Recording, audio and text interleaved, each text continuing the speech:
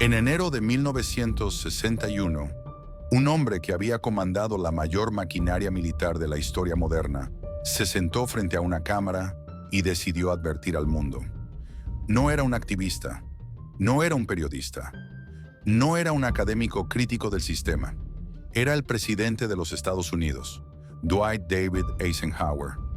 Lo que dijo ese día no fue un discurso de despedida más, fue una advertencia histórica, una advertencia que, más de 60 años después, sigue resonando con una claridad inquietante.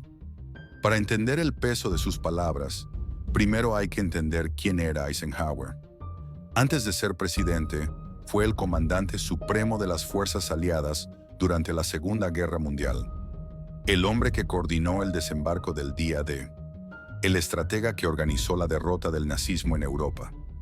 Nadie en Estados Unidos conocía mejor la guerra moderna que él. Nadie había visto tan de cerca el costo humano, económico y político de un conflicto global. Cuando asumió la presidencia en 1953, el mundo había cambiado para siempre. Las armas nucleares existían, la Guerra Fría había comenzado y el miedo se había convertido en una fuerza constante. Por primera vez en su historia, Estados Unidos decidió no desmovilizarse después de una guerra.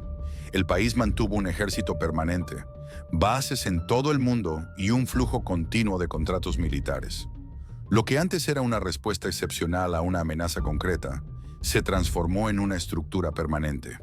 Fábricas de armamento, laboratorios de investigación, empresas privadas viviendo de contratos estatales, científicos, ingenieros y políticos alineados alrededor de un mismo objetivo: la defensa. Eisenhower lo vio crecer desde adentro y entendió algo que pocos se animaban a decir en voz alta. Cuando la guerra se vuelve un negocio, la paz deja de ser rentable. Durante 8 años como presidente, Eisenhower mantuvo un equilibrio delicado. Evitó conflictos directos a gran escala. Contuvo presiones internas para intervenir militarmente en distintos países. Y fue testigo de cómo el aparato militar industrial ganaba cada vez más influencia.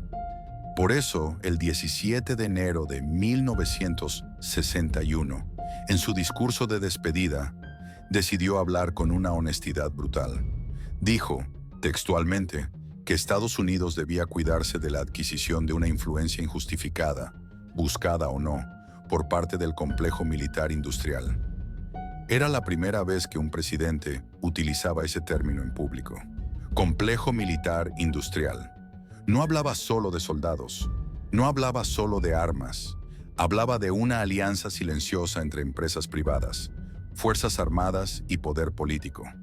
Advertía que esta estructura tenía el potencial de influir en decisiones políticas, económicas y sociales, sin que el ciudadano común lo percibiera. Y lo más inquietante de todo, Eisenhower aclaró que la amenaza no venía del exterior, venía desde adentro.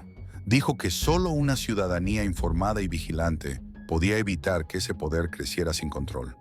No pidió desarmar al país, no propuso debilitar la defensa nacional, pidió conciencia, pidió que la gente entendiera quién tomaba las decisiones y por qué. Después de ese discurso, Eisenhower dejó la presidencia y su advertencia fue rápidamente archivada. Apenas unos años después, Estados Unidos entró en la guerra de Vietnam. Un conflicto largo, costoso y devastador. Luego vinieron nuevas intervenciones, nuevos enemigos, nuevas justificaciones. Cada guerra era presentada como necesaria, cada intervención como inevitable.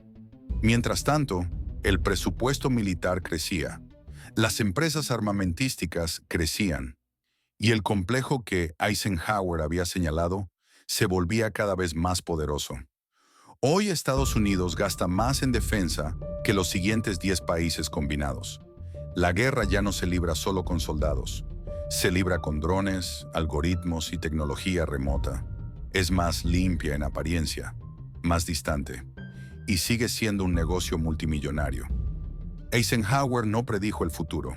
Simplemente entendió el sistema mejor que nadie. Su advertencia no fue ideológica, fue estructural. Cuando el poder militar el dinero y la política se alinean sin control ciudadano, la democracia se vuelve frágil. Tal vez el discurso más importante del siglo XX no fue un llamado a la guerra. Fue una advertencia para evitarla. Una advertencia que sigue vigente y que todavía estamos a tiempo de escuchar.